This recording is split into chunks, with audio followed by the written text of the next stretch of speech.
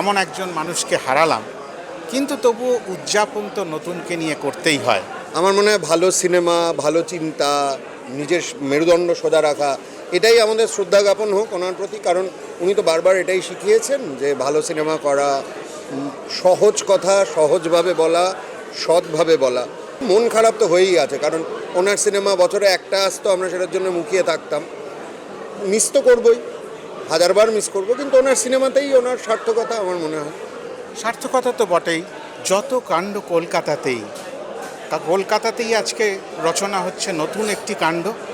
আর এই মানুষটা যে আমার সাথে আছে, সারাদিন খুনসুটি করলে রাতে কিন্তু ফিরে যায় বাড়িতে, তাই আজকে ফেরাটা বড় প্রাসঙ্গিক। ভীষণ ভীষণ প্রাসঙ্গিক। এমন একটা শব্দ, আমরা সবাই ফিরি নানাভাবে, কখনো জীবনের মূল স্রোতে ফিরি, কখনো উল্টো স্রোতে ফিরি।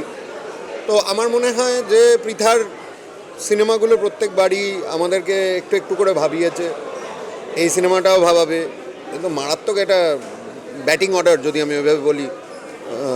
সঞ্জয় মিশ্রা স্যার, ঋত্বিক দা, সোহিনী, এরা সবাই মিলে সাংঘাতিক কিছু একটা হয়েছে বটে।